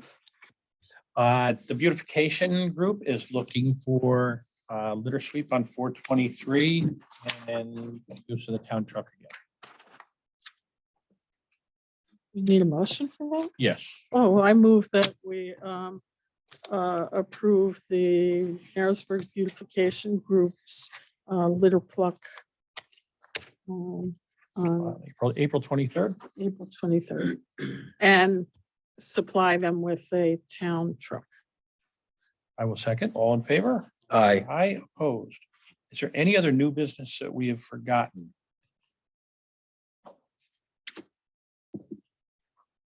New business before the board, from the board. I will open the floor here at the town hall to public comment, and then I will have Crystal open the floor. I'd like to make a comment with regards to some property down in the flats, 175 4th Street. Most people will know it as the former location of the Ford inventory parking lot down there. That property has an unsafe structure with a collapsed roof on it. And actually, it was cited with a violation over 3 years ago. I'm not aware of anything that's been addressed since that violation. It's still posted. It's deteriorated since then. It's got broken out windows, broken down cars parked outside behind it, as well as inside of it. And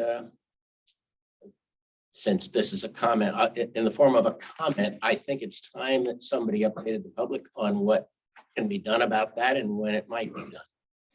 I don't have an answer when it might be done. I do know that Jim was in contact with them approximately 3 weeks ago. Oh. So there has been an ongoing dialogue, and it has been more of a one-way dialogue, I believe, with the town telling them they want it cleaned up.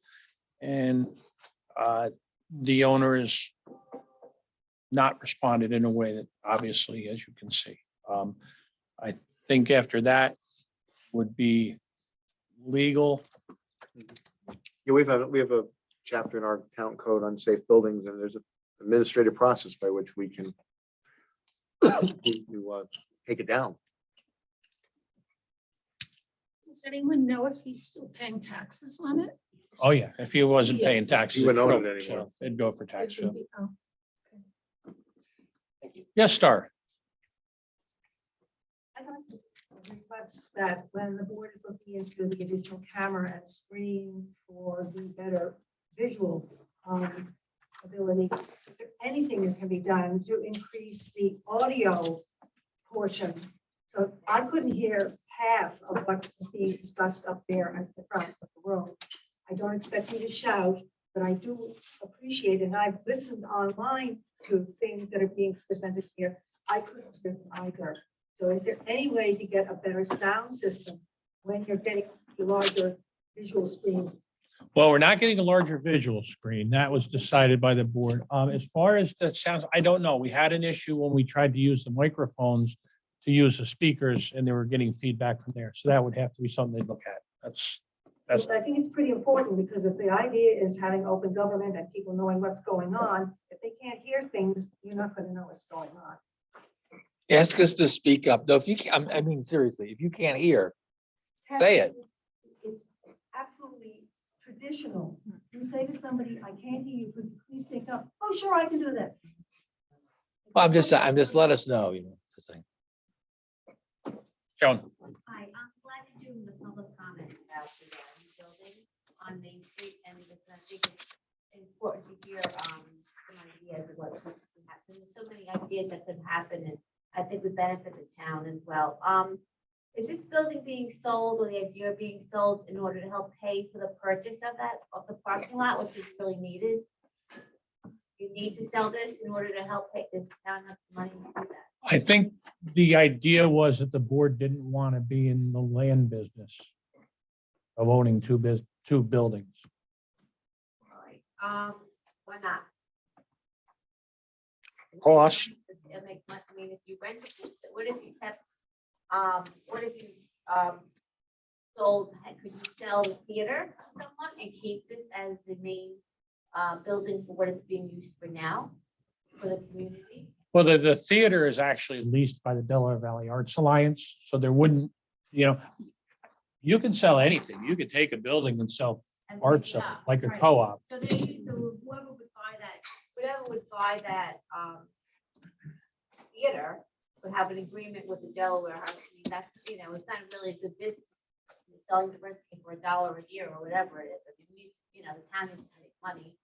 So that was business wise. I don't know if that's wise. Is the Jeff Bank still available for purchase? It's for sale. I know that. Because that might be that's prime real estate. It'd be good for the town if they had the money to purchase that. You have the parking lot there, put the town hall there.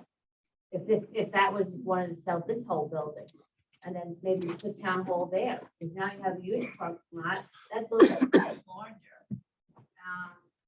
Might be an option. I'm just putting it out there.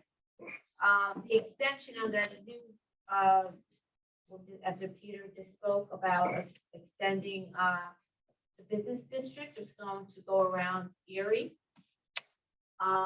There's going to be another issue with parking again. Because we're having more business on that side, I would think, correct? Yeah, anytime you have more business, you're gonna have more parking, or hopefully you're going to have, that will become an issue that needs to be addressed. I mean, there That- is a parking lot there, on private parking lot. I mean, I don't see why they couldn't make that pay for it. Why can't they make money on that and have them make that a paid parking lot? This way it could be open to the public as long as they're paying for it. They've done it in the past for festivals and such, so why couldn't they make that a paid parking lot? That would solve problems for everyone, and they would make some money on that as well. So those are my ideas. I mean, as well as the Wayne Bank, I agree with comments that were here about that being a town hall, a new town business. I think that the historical society could be housed in there, or maybe make that a visitor center with a bathroom, if you need to make it, if you don't want to tear it down. But those are my suggestions, and then I'm looking forward to the public hearing for that. Thank you. Yes, Brandy. I'm just thinking, in order for people to We should understand. have people come up to the table. They can't hear them. What's that? It's back to stars issue. No one can hear. Yeah, they can't hear on the Zoom. In terms of understanding, we know what this building's about, but from what I've heard, the pipes burst in the other building and it had to be gutted. So I'd like to understand the condition and what kind of money you're talking about spending to renovate that building. I mean, that's a tremendous investment we made, and I can't believe that happened. I don't even understand how that happened, but it did. So I'd like us to at least understand what we're dealing with when we have a public hearing. I mean, that has to be factored in. When would that be disclosed? I don't know. I don't even know how much you bought the bank for. I don't, I. The bank was purchased for $140,000. Uh-huh. They wanted $40,000 for the parking lot and they sold the whole property for $140,000. Thanks for that. Right now, we've got a heating system. If that gets put in, that's roughly $23,000. So that's what the town's total investment at this point in time is in order to purchase the parking lot. You know, Is there sheet rock in there or is it? I'm sorry? Is it entirely gutted in there? Yeah, the heating system failed and the pipes froze and the insurance paid for the gutting of the building. So Do we that's have what, then that's, the insurance in terms of, do we put a light in there? So it's like, if the green light goes on, I mean, you know, whatever people do with their lights and, you know, just to monitor the heating so that wouldn't happen again. Well, don't know if I- the Pipe has been replaced or what, but. yeah, well, the system has not been put back into place yet. It's been on order. I mean, I'm just fiscally conservative. I see a lot of money spending and I see a lot of expense to this town and the water district. One thing I would ask the people to remember, as we were looking to buy a parking lot, and we ended up with a building. So just keep it in mind that we weren't looking for a building. The board was looking for a parking situation. And in the result of our parking situation, we got a building. That's where we're at. I understand. Other comments from the floor? Yes, Ed.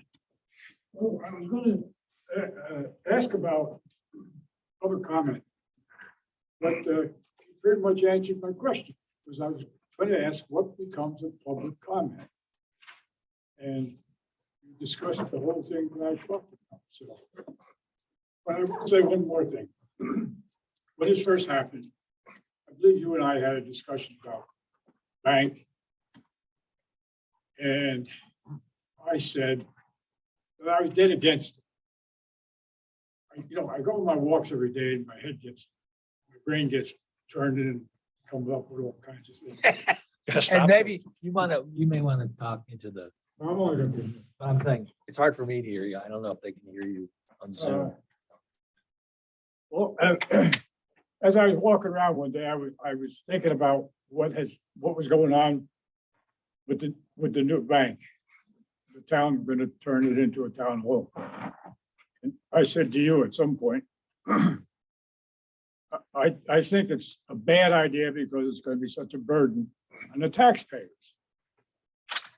And the next day I went out for my walk again and I got thinking again, and I said, you know what?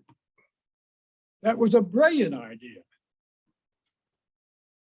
And I told my wife, she said, what are you talking about? I said, well, somebody wants to buy. I had heard, through the grapevine that somebody wanted to buy the bank. And I thought, well, if they sold that, kept the parking lot, it's a brilliant idea. They got the parking lot for free. Thank you. Any other from the floor? Anybody online? Yes. Jen? Oh, hi. Hi, everybody. Thank you. Just a couple of comments. I think it would be really advantageous to reconsider the setup for the meetings, especially even from the Zoom perspective. I don't think we're gonna, I don't like this mode that we're in, but I feel like that's not gonna just necessarily go away. And since the state and, the governments can mandate things at any time, I think it's really important that we make sure everybody can be present at these meetings. So if $1,000 needs to be spent, I would be in favor of that. I also would like to suggest if we're having any technical issues that maybe we can consult with somebody, an event planner, anybody that does production to make sure that mics work and things. I know we're a small town, but we've had some pretty big meetings and some pretty big topics. And, I miss a lot of the commentary that's happening online. So I would really love for that to be reconsidered. So thank you on that. And I just, I've heard at different meetings that there is a parking committee, and I'm just wondering, has anything happened with that? And, if so, where is it at? And, how is it constructed and who's it available to? would just, if there is any information on that, I'd love to know. Thank you. Jane, I'm not the parking committee. any other online? I have, And there is a parking committee. It has not met yet. Okay, thank you. Is there any plans yet on that happening? Yes. But it'll be a public meeting, so it'll be announced. Somebody Okay, else great, online? thank you. okay, Bob Ullman? Linda Slocum and Tony Ritter. Grab Bob Ullman because he didn't use his thing, but I see him Go ahead. waving. Thank you. Can you hear me? Hello? Yes, you're good. Thank you. Hi, everyone.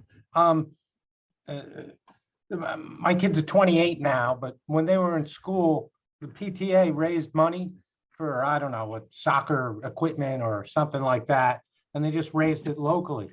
What if, a bunch of civic-minded people who live in the town or own businesses in the town and believe in the transparency of the government, through a sense of civic duty, gave money enough to pay for an IT guy and equipment so people on Zoom can hear everyone in the crowd. And, there's about 11 or 12 people on Zoom now, and there's not too many more than that physically there in the audience.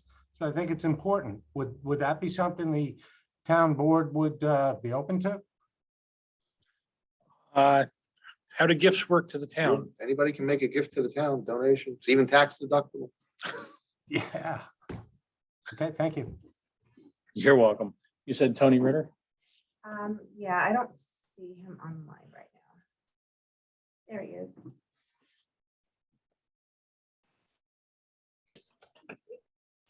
And at least 24. See Linda. I don't think that Linda Slocum is able to talk on her end. And I think, I don't think we need to spend money on this, right? Kim, please. Hold on. Hold on, What's your yeah. computer?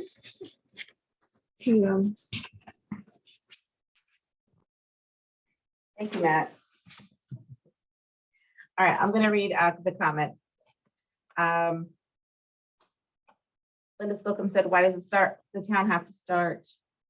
Why doesn't the town start by having each building inspected by an engineer and having a professional appraisal done as soon as possible?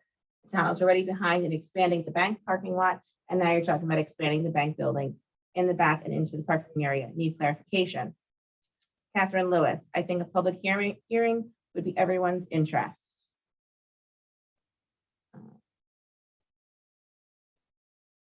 Tony Ritter, I would propose that if the town board is considering moving the town hall into the old bank building, your board should prepare a PRO and, pro and con paper available to the public prior to the public hearing, since it is your idea to consider moving from one building to another. I am opposed to this idea. The building that you are in, holding your meeting in tonight, along with facts and attributes of this building and the multiple services it provides that I wrote to you and was read into the record this evening, serves the public better than the old bank building. Money has been spent on this building for the future, roof, generator, and ADA bathrooms. Who and where would you receive funding for your additions if your board were to approve this? Tony Ritter. Catherine Lewis, referring to the property down the flats. Per Jim's comment, agreed, it's dangerous. I saw a deer trapped in there, in the falling fence part and roof, followed by some panic before she was finally able to escape. I couldn't do that. There's a deer that was trapped in the building on the flats.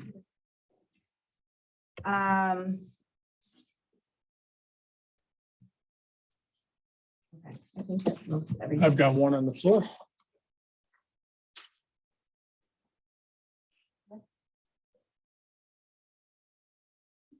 You're up. The Angels. Is it time for board comment yet? Not yet. No. Almost. He's here.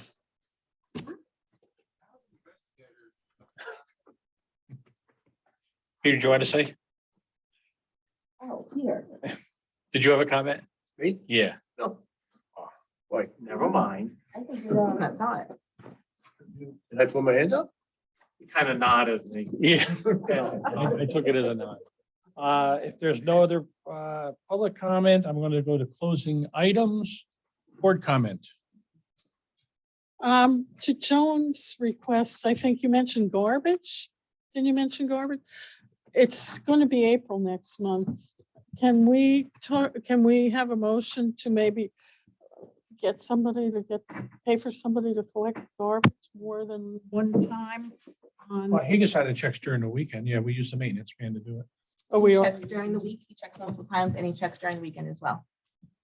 And then, I mean, we could probably emptied give it. Joan his number if it needs. I talked to a lot of members of the chamber and said if they needed anyone extra, I'd be happy to, let them know to stop by. But I think the other concern was also to have more receptacles located on Main Street if possible, something that I was asked. So I think that, I don't know if we have any other ones that match the current ones that we have, but that was something that was brought up. So you're saying that we need more receptacles? Yes, it's not necessarily about checking the current garbage, because that seems to be under control as of right now. And I've reached out to local businesses and we've let them know if they want to contact me and let me know, hey, it's full. That way we don't give our maintenance number. So do we need a motion to buy more of those? I think Might we have have them, we might have them down in the shed. All right, We let's can find pull them out. out. Because it's April. Next month. March, It will be in April, the and next then it's gonna meeting. be May. Boy, that's good then. Okay, Any other that's my board- comment. It's more of a question, a legal question, sorry. Mike's letter about the ZBA, and then he said basically the town should, help straighten them out, but it's not legal for one board to set procedures for another. You don't get to direct them how to. No, I didn't think so. But I think we'll get past that. No, I I understand. think the comment was fair. No, I understand, but it just, I in think- terms of one board telling another board how to proceed, it's just, you just can't do it. It's legal. I think a little guidance. Right, but saying that you have to run your meeting this way, Yeah, no. you can't do that. We can talk to each other, but you can't. Meeting reminders, the ZBA regular meeting, March 14th at 7:30. Community Hall with a Zoom ID. The zoning revision update committee is Tuesday, March 15th from 2 to 4. Here in the Community Hall has a Zoom ID. The planning board public hearing and regular meeting Tuesday, March 22nd at 7:15. That'll be here also on Zoom. And the water sewer committee meeting will be Monday, March 22nd. That was yesterday, so it'll be next month, first Monday at 8 a.m. here in the Community Hall. Sorry, thank you. There's a blood drive in Beach Lake at the fire hall on St. Patrick's Day in the afternoon, so. Blood drive. Want to let you know. Okay. To adjourn. Red Cross. Well, I thought you wanted to go, no executive Oh, session. that's right. You guys suggest. Do we need an executive? I don't know. Do we need I executive? don't know. Do we? I don't have think one. So at this time. Oh, good. Move to adjourn. Now reconvene at El Pico Ponte. I second. All in favor? Aye. We fixed the generator on the front of it. For an adult They racked beverage. that whole thing. It's pretty cool. Oh, James, the COVID is $590. officially over. What? It's only $5.89.